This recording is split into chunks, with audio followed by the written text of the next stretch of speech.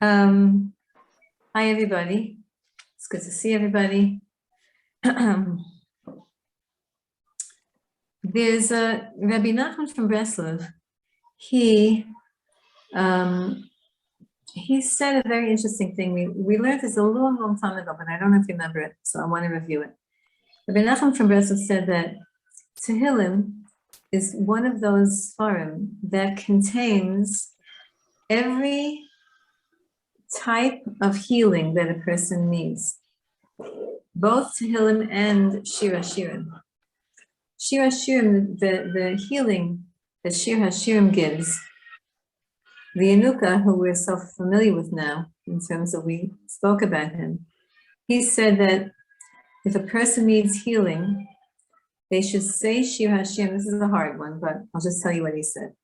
They should say Shir HaShirim at the Alos HaShachar. Alos HaShachar is the dawn. It's 90 minutes approximately before sunrise. So I say, for example, Alos HaShachar here in Yerushalayim today was about 4:10, and sunrise was about 5:30. So what does that make it? 4:10, 5:10, an hour and 20 minutes, an hour and a half approximately before sunrise, before the nates.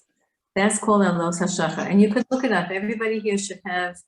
You have access to computers. There's a very good website called Maizmanim, and that tells you what time, what's the earliest time you can pray, what's the latest time you can pray. And so Alot HaShachar means the sunrise. And so he said that if a person needs healing, everybody needs healing, but I guess we're talking about more serious stuff. He said, say Shir HaShirim at Alos HaShachar. He says at that point, all the medicine, all the healing that is available in the universe is available. And when you say Shir HaShirim at that time, you gather in to yourself, you collect all whatever you particularly need for the healing in your life. And it enters you.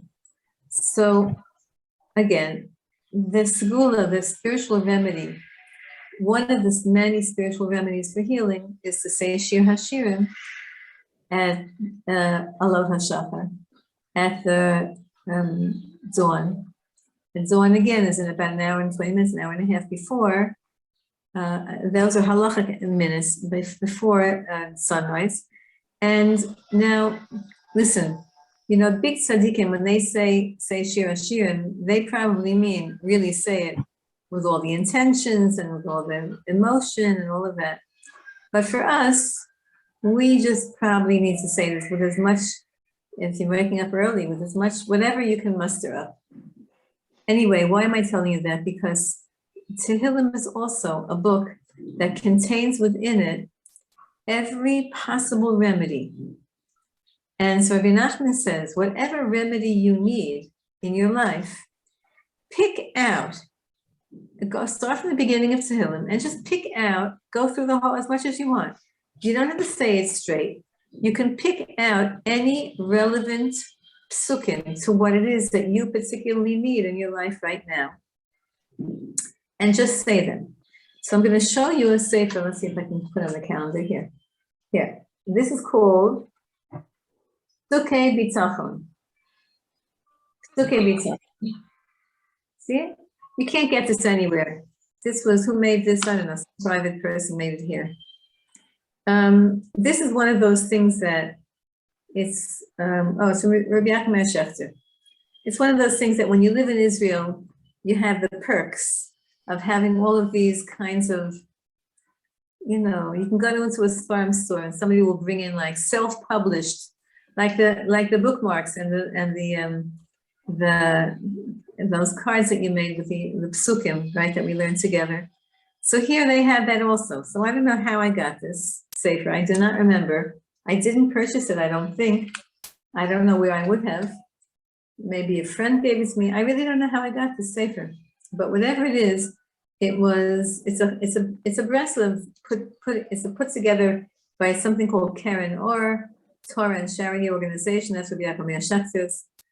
I mean, you can. It's from here, from Meisharim. But what I want to show you is that what they did was they did what Rabbi Nachman said. They took a topic called bitachon, right? They took a topic called bitachon, and he just went through a whole Sefer Tehillim, and he pulled out all the psukim of Tehillim in Tehillim about bitachon.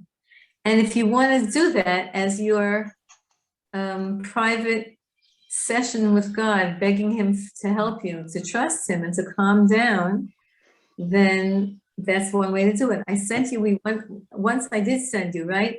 I sent you the tefillah of the Da'agos, right? The prayer to take away worry and nervousness. And so let's say, now of course you need to know a little bit of you need to know how to read the psukim in Hebrew. In other words, you need to know what they mean. Let's say you need parnasa. Let's say you need money. You need, you need to make a living. You need a raise in salary, etc. So then you would go through the whole Tehillim and choose those psukim that talk about money, and you could write them down. You don't have to write down the whole pasuk. You can actually just write down the parak and pasuk, and you could write down the source. Then you open up your Tehillim and say a few of them. If you want you need a shidduch for one of your kids, go through the whole Sefer Tehillim, or have any chapters you want to go through, and pull out individual psukim, not the whole chapter, but individual psukim. Well, I don't know what I'm sending you. I'm not sending you. I didn't send you anything. I don't know what you mean. Pull out individual psukim that are referring to your particular need. Let's just say that you have something with your parents. So you pull out psukim that say Avi, Imi, right? Whatever. And there are not so many of those in Tehillim, more about children than about parents. But whatever it is, that's one of the ways that you can use Tehillim as a handbook of davening. It's not just to say straight everything. That's one. I'm just going to give you a few little hakdamos, a few little thoughts before we go inside the Tehillim. Another thing I want to say to you is, for saying Tehillim, quality sometimes is much, much more important than quantity. So I don't remember if we learned this together last week, but we know that Shavuos was David HaMelech's Yortzeit, and I was privileged to be by Kevin David on Shavuos. And I thought of you, because I remember that I promised you, B'li Neder, that I will take you there, B'li Neder. Well, I'm not going to take you there. Joanne, since I was going to arrange all that, she's going to arrange the logistics, because that's so not my skill set. But we're going to go to Kevin David, and we're going to sit there, we're going to have a shir in Tehillim, and then we're going to say the Tehillim, and then we're going to scream at David HaMelech, wake up, get out of there, get up, and come already. So I was privileged to be there, of course. When we go, we'll make sure it's going to be a time less crowded. But on Shavuos, of course, everybody comes, because everyone knows that it's David HaMelech's Yortzeit. Sadly, the Goyim also know that. They know that we celebrate David HaMelech, so they were there annoying. It was very uncomfortable. But whatever it is, you had hundreds and hundreds of people. You know how small Kever David is? It's a very small building. Anyway, the real Kever is in the field. I'm going to take you to the field where he's really buried, with the treasure of the field of the treasures. We have a very good seal coming. We're going to go to Shmuel Hanavi first. He was the one anointed David HaMelech. Then we'll go to David HaMelech. It's going to be a whole day. I think we'll have to start in Shiloh again. Okay. We could start in Shiloh. We'll see. Anyway, so by Kever David in Shavuos, hundreds of people just all sang Tehillim, and you know what they did? It was remarkable how we sometimes could be the most, when we are disorganized, when Jews are disorganized, we're really disorganized. We're like Mahadran disorganized. But when we are organized, we're very organized. And there was no organization there at all, except that it was so organized, meaning there were women there walking around giving out, the Tehillim Mechulak, the little booklets that you know what I'm talking about? You could buy you could buy the Tehillim, not in one book, but you could buy it in booklets. The whole book of Tehillim is divided into booklets, 20 booklets usually. And you give it out to people, and by this, you could sit around, give it out to 20 people. In 10 minutes, it takes 10 minutes to say each booklet. In 10 minutes, you finish the whole Sefer Tehillim. There were people walking around giving out these booklets. In other words, say, return it back to me. Say, you know, the people who said it, put it in this box. The people who wanted to say it, put it in that box. And that way, the whole Sefer Tehillim was being said in Kever David every 10 minutes, another Sefer Tehillim, by the Kotel and by Kever David. So, Used to be. well, you have to tell me. Yeah. Soft and black to the side. Naomi, you're not muted. So, but one of the things I want to say about Tehillim, so even though saying a lot is very important, and I'm really talking to myself a lot more than to you, but to say one of whatever you're saying, to say one pasuk with passion. I'll tell you that the tzaddikim, how is it possible that the tzaddikim emes, it's a true tzaddikim, how is it possible that they're able to concentrate on learning so much and then remember their learning and then not be distracted by anything of this world and only want learning? I'm going to tell you a secret, and I'm not sure if you'll understand it. I hope you will. I hope I will say it over right. I hope I understand. Sometimes in order to reach the pneumius, the essence, the deepest part of the Torah, you have to click in to the light in the Torah. We don't always do that. Especially, we don't always do it when we're having a shiur like this, when we're having a shiur where somebody's presenting and somebody's listening. But when you're learning on your own, when you're davening on your own, when you're saying Tehillim on your own, or when you're talking to God on your own, even when you're doing a mitzvah, it's hard to do this when you do a mitzvah because the mitzvah is action-based. But when you're doing anything of the head, heart, right, davening, learning, speaking, if you can click in, if you can attach to the inner essence of what you're saying, even for a minute, then that's illuminating forever. So when we daven, try your best. I'm talking to myself also, not also, really. Try your best to at least get one saying, one bracha, one pasuk, one section of Tehillim, one part of Shema, one blessing of Shemona Esrei, something that you click into, that you attach in that area, your completeness, your whole mind, thoughts. In other words, at some point in the day, consciously choose to forget everything and just attach to the light of God found in the Torah. Do it once a day, ladies, it will change your life. It will change your life. And if you do it once a week, sometimes women can do it by Shabbos candles, depends on the circumstances. If you have a lot of people waiting for you, if you're in public, whatever it is, you find the part, and everybody has a different place and time that they can attach into. But if you search for it, you will find the place and the time where you can attach. It's like you know how it is when babies are nursing. If you can remember all the way those when they have to latch on. Once they latch on, then they can nurse. Till they latch on, there's frustration. They're trying. You're frustrated. The baby's frustrated. Once they latch on, that's it. So we have to latch on to the Torah.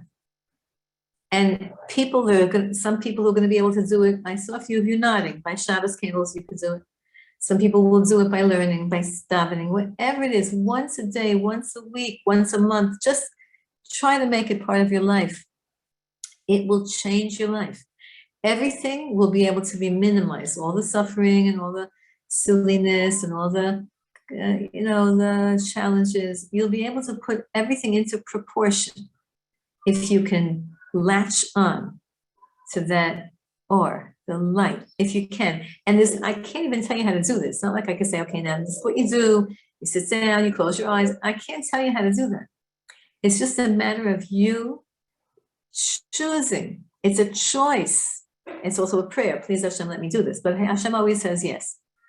Let me connect for a second even to the pnimius of the Torah, the pnimius, the inner essence of the thing that I'm about to say. So that's why Chazal mandated this in halacha in two places. Chazal say if you want to know the places that you're supposed to be attached, it's the first Shema, I always say Shema, the first line, Shema Yisrael, Hashem Elokeinu, Hashem Echad, and the first paragraph of the Shemona Esrei.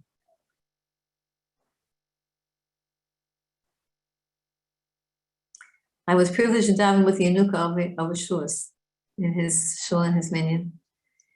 And the Shema, I can't explain it to you. He wasn't the chassan, he had somebody there, but one of his talmidim. But I never heard the first line of Shema. Now I got a very spiritual minyanim. I got to good places when I daven. I never heard a Shema like that. I wanted to finish saying my Shema just to hear the way they were saying their Shema. Because they know how to do it. We're still practicing. We're regular people. We're just still practicing to do this. But if you could do it, Ashreini, how lucky you will be. You see, I became a tea drinker since, actually, much before you guys. I always bring my cup of tea to the Tehillim, to the London Shir. Okay.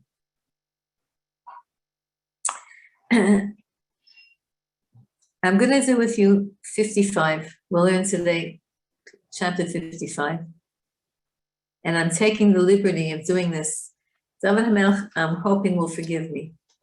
But I'm really basing it on a medrash that says that Tehillim is not written in order. Rabbi Sindov, we didn't learn together 55. Is that correct? Okay. I'm basing this on the medrash that says the Tehillim is not in order, and you can read it and say it in any order. And even though whenever there is, let's say, Tikkun HaKlali, is written, yes, in order. In other words, it's written, like you say in chapter 15 first, and you say in chapter 32, then 41, then 42. You say it in order, but chapter 15 is not necessarily the 15th chapter. Chapter 55, Nun Pei, which we're going to do now, is not the 55th chapter that David HaMelech wrote and said and experienced. This is like, how do you say, midlife crisis chapter. Now, really, midlife crisis nowadays probably starts at age 40, but we learned Parak 40 last week and the week before. Yeah? So now we're in midlife crisis number, page 55, Parak 55. Now, David HaMelech said this was a very, very, the circumstances. Not every Parak of Tehillim do we know the circumstances of what of why David HaMelech wrote what he wrote. Not every Parak of Tehillim do we know. This one we know. The Medrash tells us that this Parak of Tehillim, David HaMelech wrote right after chapter 3 of Tehillim. When David HaMelech is being, actually, it's not the same. It's not right after chapter 3. It's before chapter 3. You see, it's chapter 55 in the Tehillim, but chapter 3 happened afterwards in terms of chronology. So David HaMelech had a very, very, very heartbreaking experience. A heartbreaking experience. Anyone who, when I tell you what the experience is, I hope you never had such an experience, and I hope none of us will ever have such an experience. David HaMelech he admired a certain person called Achitophel. There were many people in David HaMelech's life that he admired that ended up betraying him. And this was one of them. Achitophel was a very great scholar, Torah scholar. But he betrayed David HaMelech. I'm not going to start talking about what happened and how it happened, but he betrayed David HaMelech. There were two of them who did, Achitophel and Doeg. They betrayed him. And they were, David HaMelech looked up to them. He respected them. They were Torah teachers. And they were his Torah teachers. Achitophel taught him Torah. But they didn't see him for what he really was. They didn't, whatever, I'm not going to start saying why it happened, but whatever it is, the action that happened was that David HaMelech had to run away from Yerushalayim Yer Kodesh.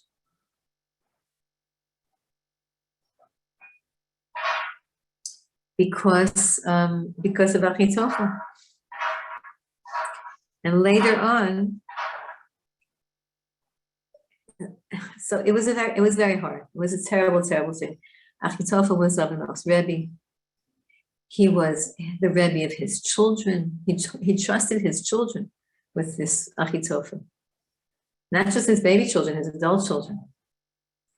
You know, the Gemara says, the Mishnah Pirkei Avos says, don't trust yourself until the day of death. Meaning, we never know when we ourselves could succumb, God forbid, to any kind of a terrible Yetzer Hara.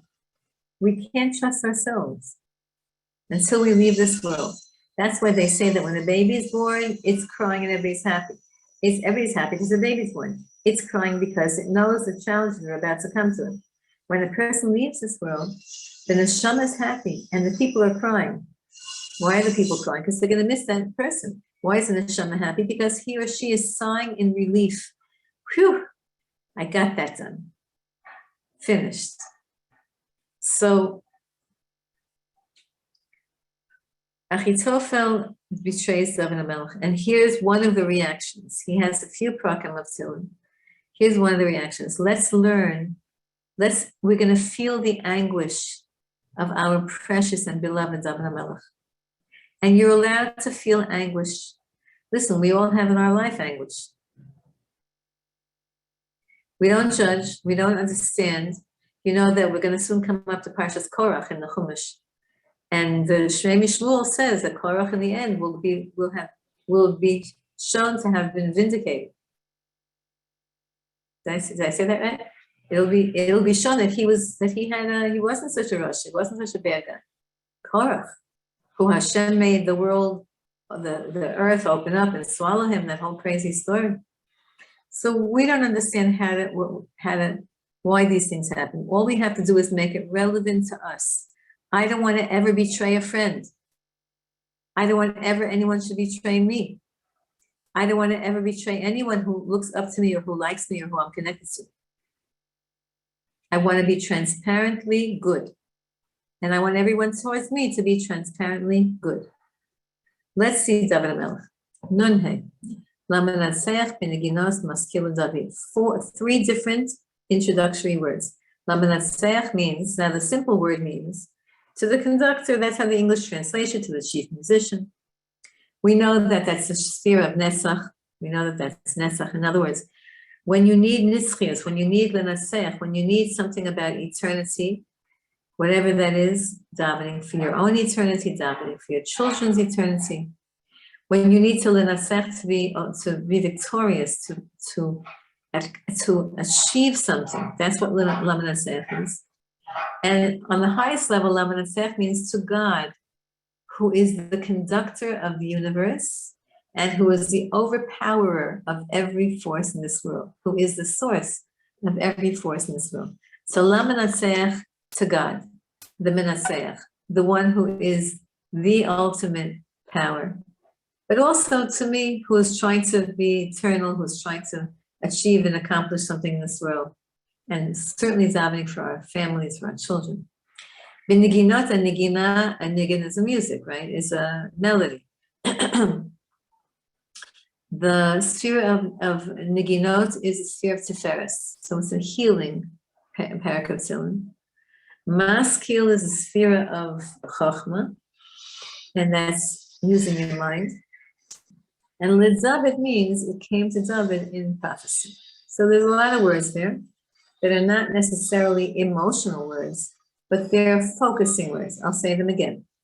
Lamanasef means to the one who conducts the world, God, or to help me to overcome to conduct my life properly and to overcome my challenges and to have eternity.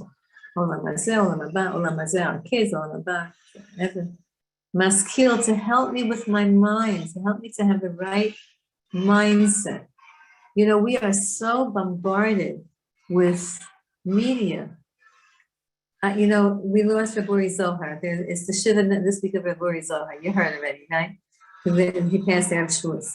So he tells a story. It's nothing that I'm revealing that he isn't public on the YouTube. And so he became a Baal Shuva at age 40. He married his wife. They became Baal Shuva together. They had 7 kids.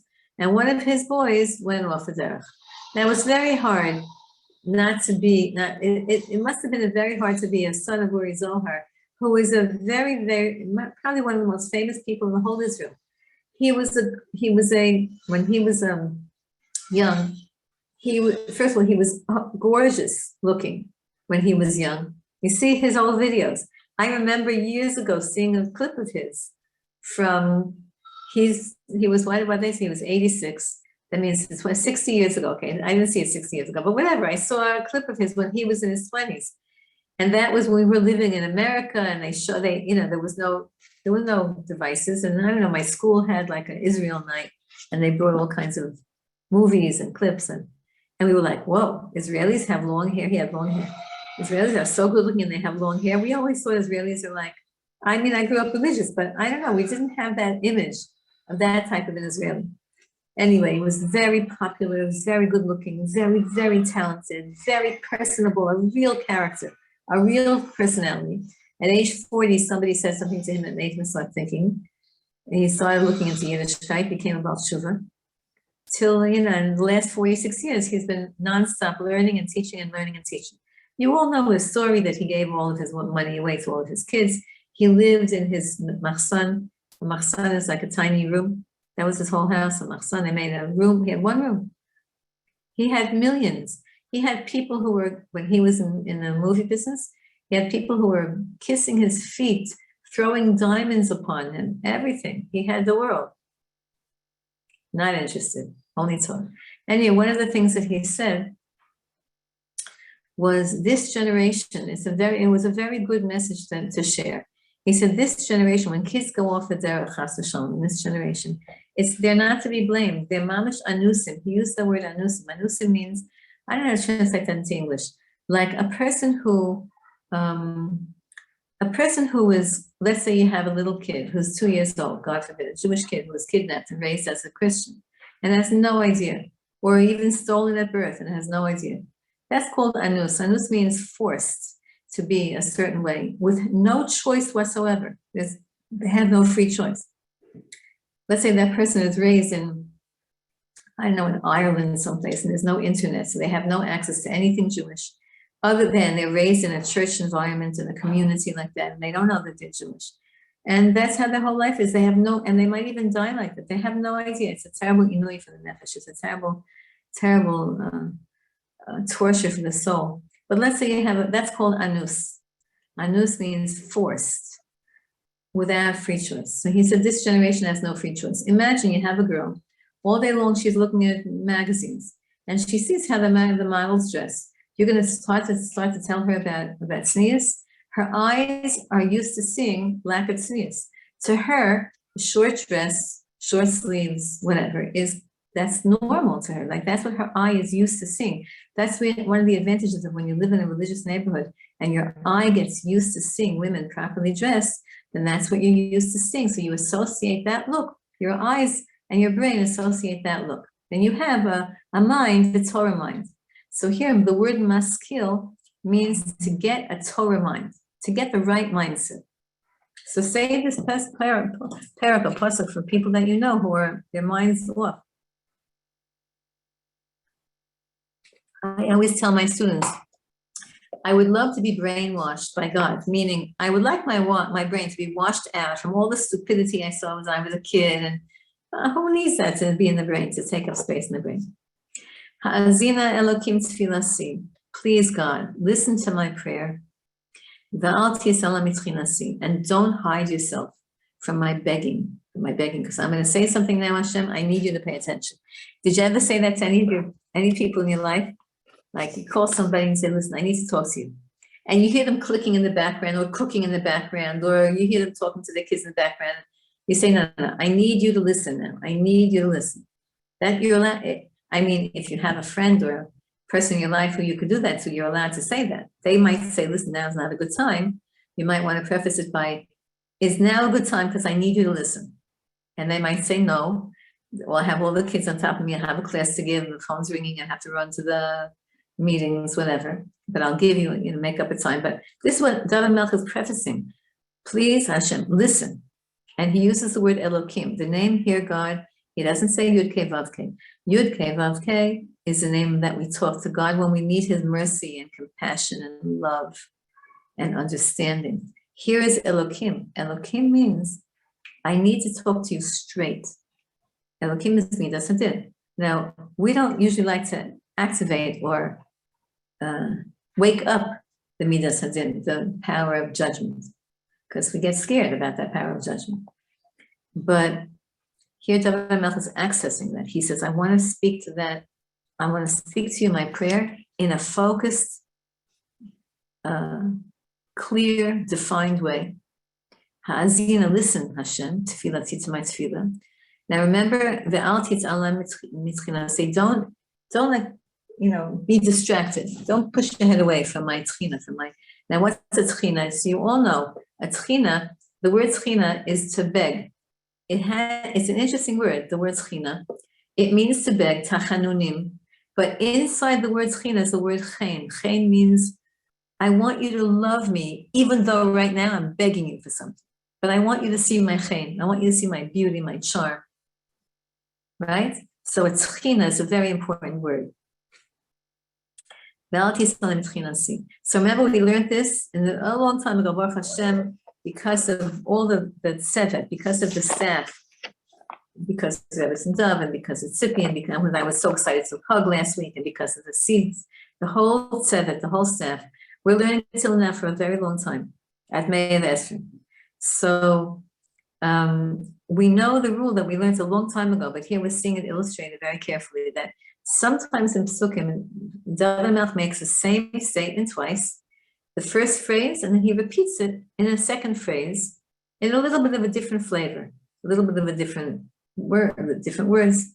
So in other words, to deepen the understanding of it, to strengthen it in us, it needs repetition. We need to repeat this because it needs to be put into us. And even though he's talking to God, but he's repeating to God, because whenever we talk to God, we're strengthening ourselves. When you talk to Hashem, when you say, Hashem, listen to me, don't turn away from me. What are you doing? It doesn't mean that by saying those words, you're going to guarantee that God is listening and he's not going to turn away from you. It means you're focusing on yourself, in your own mind. I'm asking Hashem to listen to me and not to turn away from me. So it's more of it's an internal message for you also, not just an outward message to God. Please Hashem, listen to my tefillah, and please Hashem, don't ignore my beseeching, my supplication is the English. Hakshiva li v'aneni. Arid b'sichi v'ahima. Listen. Hakshiva li v'aneni means I need you to pay attention. Now it's the same thing he said before, but now we have v'aneni. I want you to answer me, Hashem. How many times have we asked Hashem, please send me a simon, send me a sign that, right, I'll do everything right, I'll do this, I'll do that, send me a sign that I'm on the right track. So Aneni, answer me. And now comes the anguish. Arid b'sichi v'ahima. The word arid is such a hard word. It means I'm falling apart. I'm feeling like I'm falling apart. And I'm moaning and groaning. That's how I feel. You know, one of the things about David HaMelech was that he had a lot of people in his life. He had wives, he had kids, he had rebbes, he had students, he had Nevi'im, he had his whole cabinet, his whole government. He has so many people in his life. And you know, I'm sure one of those people was a psychologist, right? I'm sure he had a lot of doctors and healers. And David HaMelech is teaching us something. Not that we should ignore the people in our life, but ultimately, if we keep running to people, but if we run to Hashem, so here he's running to Hashem. I read this, it means I'm just like drooling with pain. I'm falling apart.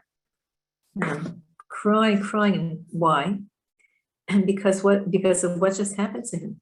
Because his Rebbe and his teacher, his friend, his Mikol Oyev Mite Akas Rasha Ki Amitu Alay Abed Uva'av Histumuni. I couldn't stop because that's the whole sentence. I'll explain it, but I couldn't stop. From the voice of the enemy, David HaMelech is saying, I have an enemy now. And this enemy is saying about me, Lashon Hara. You know, there's a clip, as you all know, I like the Yenuka very much. I like his teachings, and they just sent around a clip. One of the two, I don't know anything about the Jews in France. I have actually students in France. But I don't know anything about the Jewish community in France. A lot of them are coming here. So many French people in Harnof now. Whoa. You hear French. It used to be you heard English. It used to be that the Israelis would laugh because Harnof is all English speaking. Now we have Harnof is English speaking, French speaking, Spanish speaking. We have so many French people here now. So there was two rabbis from France, and then a whole bunch of their students or their company came to the Yenuka last week for advice. They said they want Hadracha. He's their Rebbe. They said, you're our Rebbe. We want you to teach us how we should be Makar the Jews of France. Like, what should we do? What should we emphasize? What are the first things we should teach? One of the rabbi there said, these are people who are such beginners that they don't know anything. So where should we start? So he was very clear. He said, first of all, start with the laws of blessings, bracha mishana, bracha achrona, saying before blessing and after blessing. Then you could go to the laws of Shabbos in terms of teaching behavior. But he said, but be very, very careful. Explain to them all the laws of Shmiras HaLashon. Because when you have Shmiras HaLashon, then when you're careful with what you say, with your kol, that you don't have a kol oyev, you're not the voice of an enemy to anybody. Your voice is the voice of purity, it's the voice of goodness. Because here it says, Mikol Oyev, I'm suffering from the words of an enemy, the Lashon Hara, that went against David. Mipnei Akas Rasha, and from the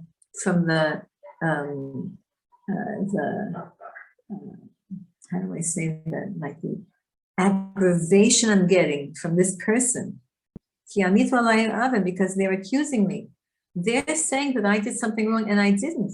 And they hate me. They hate me. They're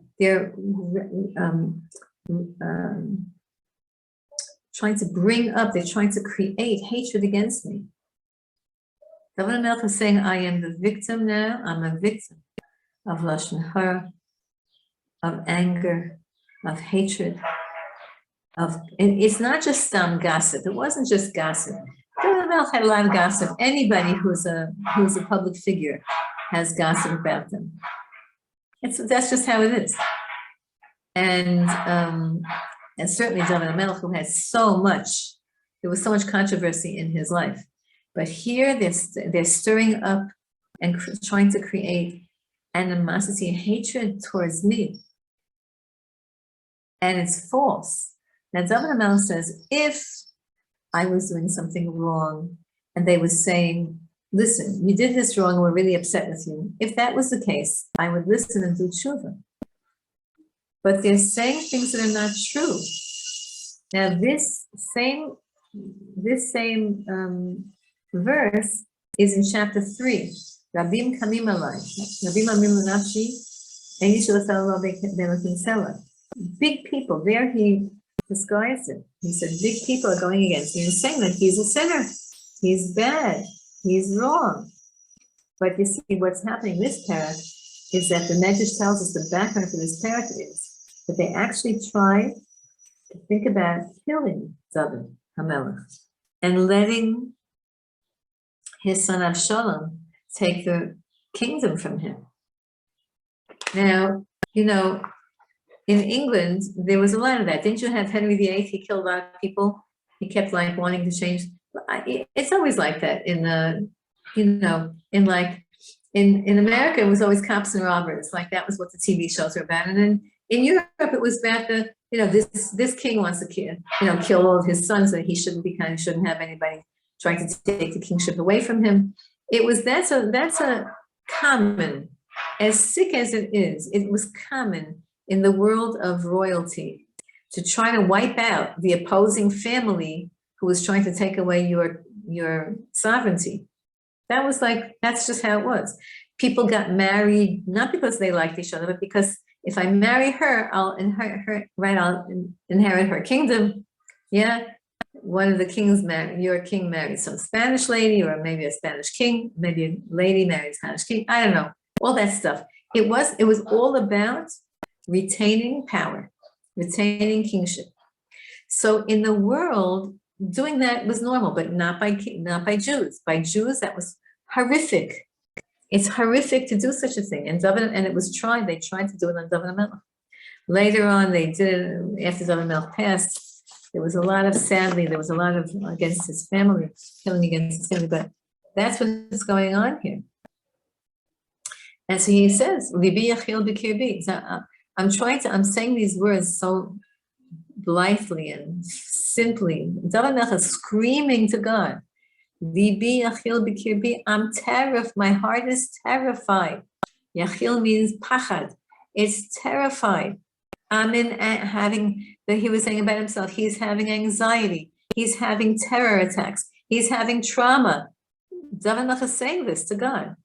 Now, you know what? We know that David HaMelech is a big tzaddik, so how can he have these feelings? Guess what? Yes, he had these feelings. He's allowed to have feelings. He's telling us how he felt. I'm afraid that they're going to kill me. Emot mavet, ema means fear, mavet means death. Naflu alai is falling on me. I'm terrified that they're going to kill me. Now, why should David be terrified of death? Are tzaddikim terrified of death? No. They know that. Rabbi Nachman said, death is like going from one room to another. But David HaMelech is saying, I don't want my whole being, which was all about bringing Mashiach into the world, bringing holiness into the world, bringing this parak of Tehillim into the world. He had his tafkid to do, and he did not want to be distracted from his tafkid. Now, I'm going to distract us for 1 second from the history of this parak and talk about us. How is this relevant to us? Because thank you, Hashem, we are not being pursued by anybody to kill us. I hope none of you are being pursued. I hope I'm not being pursued. You know, we might have a few annoying people in our life. This one wants you to pay for that bill. This one tells you this neighbor and that, whatever. Okay, that's never part of life. We have to go through that till Mashiach is activated. But none of us are afraid. None of us are like in the mafia. I hope if I say that word, they won't close off this YouTube thing. None of us are afraid of that. Like, we're just not in that world. So how do I relate to this? So David HaMelech is telling us something very deep. It says in the Medrash that every time David HaMelech mentions the word enemy, he says, the root of my enemies are my own imperfections. It's my Yetzer Hara, someplace in my Yetzer Hara. There's something that created Achitophel in my life. So I'm terrified because if I have an external enemy, does it mean, Hashem, that I'm doing something wrong? And if that's the case, I'm terrified of death, meaning of disconnection to God. I'm terrified of my own self. And of my own, I don't remember from past lives. Okay, David didn't have to worry about past lives. But we have to say this puzzle. We have to remember, we don't remember from past lives. We don't remember what we did yesterday. So it's scary when we have challenges and we don't know where these challenges are coming from. Are they coming from something that I need cleansing from? Or is it a challenge that I don't need a cleansing, but I just need an upgrade? And Hashem always makes an upgrade. Before you have an upgrade, you have to have a little bit of a challenge. Or are these challenges to help somebody else? I don't need the challenge, but somebody else needs a challenge.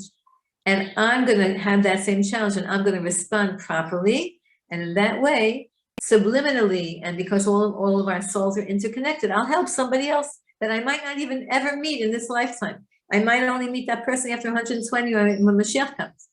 I have no idea why I'm going through stuff, Hashem. But if I'm going through stuff because if I've done something wrong, then I am terrified and I want to ask you to help me, Hashem. And I'm not just saying get rid of the enemy. I'm saying get rid of the internal enemy.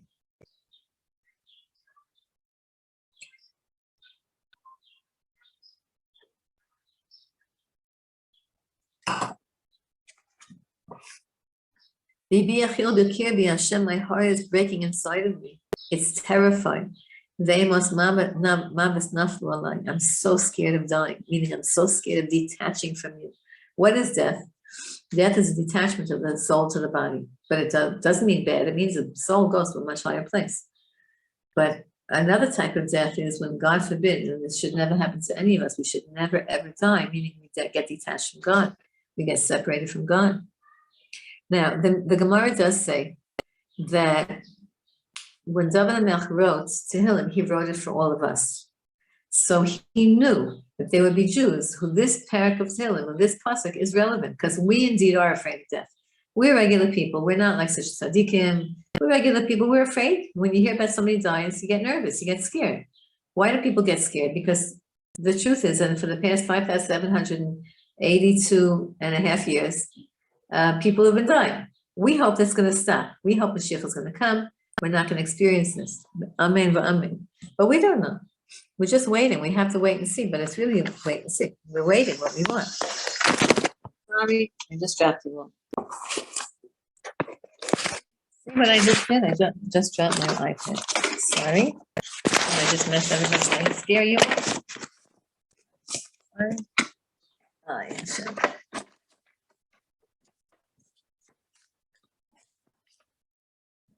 Yeah, back. Okay. Oop. 1 second. My primitive system.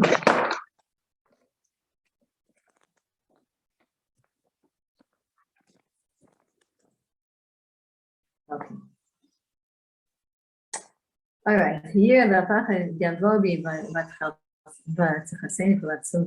So listen, he's going deeper. Yira, fear, pachad, ra'ad, trembling. Fear and trembling come on to me.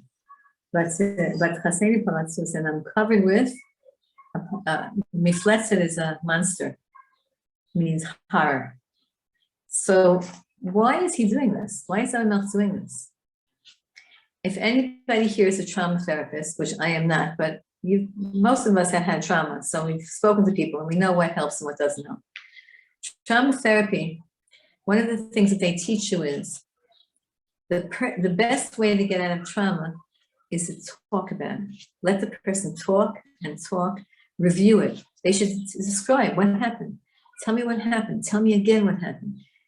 What was this detail? What was that? As much as they're comfortable with, the more you talk about trauma, it goes out of you. Because the pasuk in Shir Hashim says, Nafshi yatsa b'dabro. One of the meanings is, when you talk, yatsa b'dabro, when you talk, it comes out of you. So the trauma can come out of a person. Let's talk therapy. The trauma can come out of a person if you let them, if you listen to them, and they feel that you're listening, and you're like absorbing what they're saying. Of course, it doesn't enter into you because you didn't experience it, so you don't have to worry about it entering into you, but it's leaving them.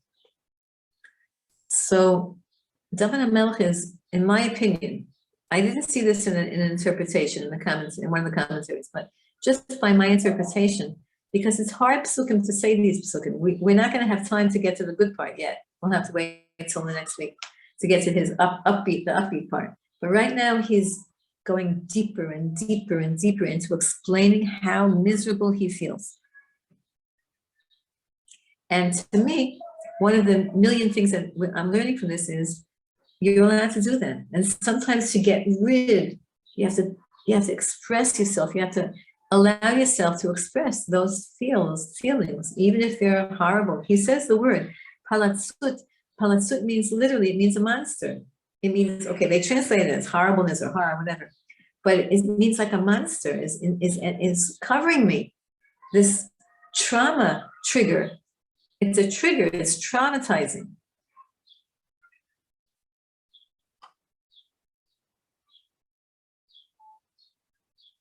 And so sometimes you have to let a person tell you their horribleness. Or sometimes you have to find someone that you could talk to and tell them what you're going through. And don't stop talking until you feel that you've expressed it all. Now, there are other psukim that say, try not to verbalize negativity. It's true. And I'm not talking about you're in a crummy mood. If you can take yourself out of a crummy mood, then you should without verbalizing negativity. Because verbalizing negativity, there's a downside to that. But when you need healing, and here David Melch is saying, I need healing because there's a voice against me and I have to talk to you, Hashem. In my humble opinion, talking to God, even saying negative, even pulling out the negative doesn't harm you. Talking to other people and using negative words. When I say negative words, I don't mean God forbidden words. I just mean, again and again and again, saying something negative. It actually could, like it says, when I say words of emunah, it strengthens my emunah. When you say words of negativity, it could strengthen your negativity. So you have to be very careful to know when these words are appropriate and when they're not. But here, David Melch is so tortured. He says, I am surrounded by monsters, by horror. When you feel that way, talk about it. But again, not to the next door neighbor because she's available. You have to choose carefully who to speak to. Best one to talk to is God.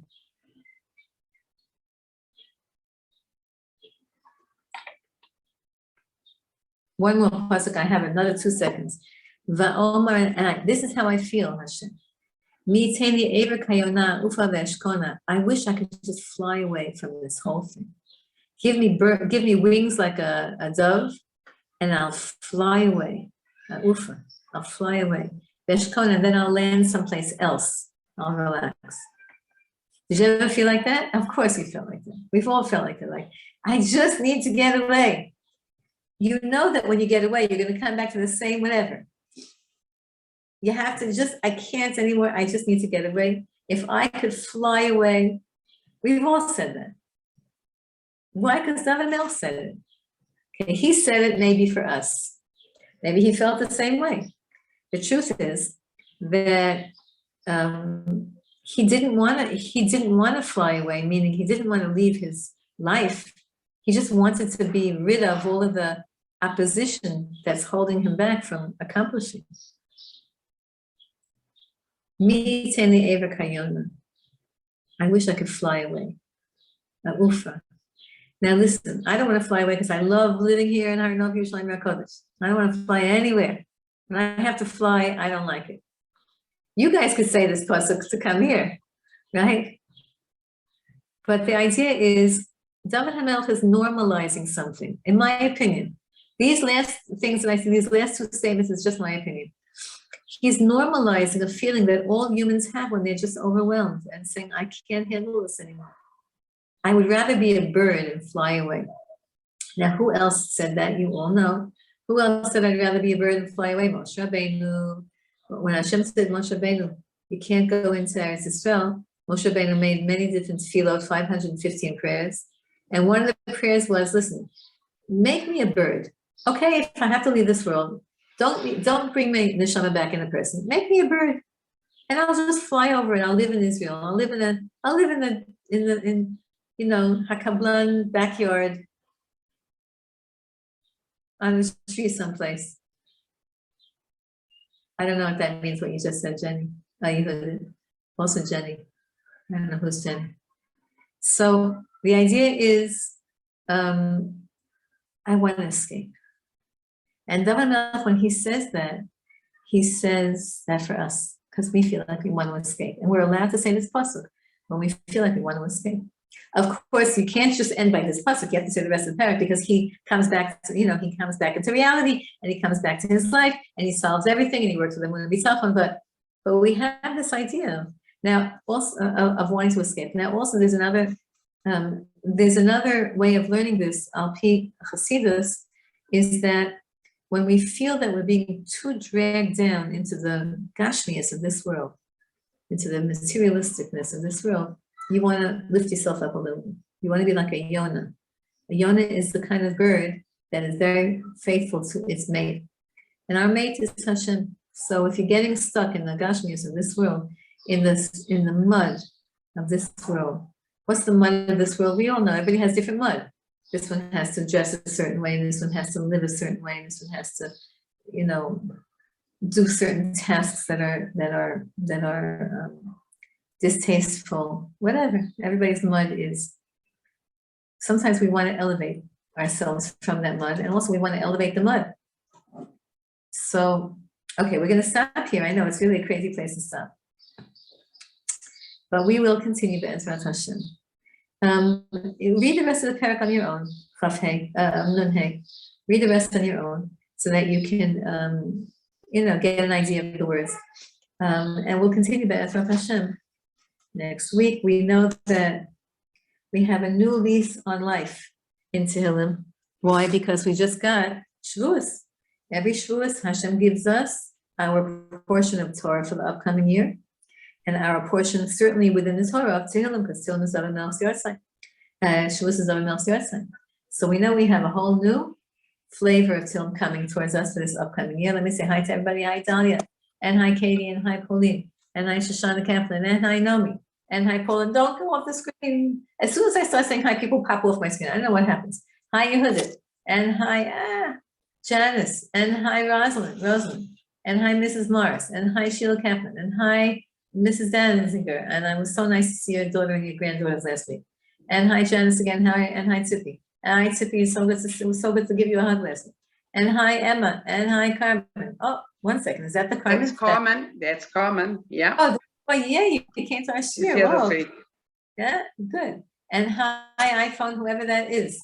Last week, iPhone was a good friend of mine. I was so excited that she called me after. She said it was my closest friend. She was on the iPhone, so maybe that's her. Hi, Haley.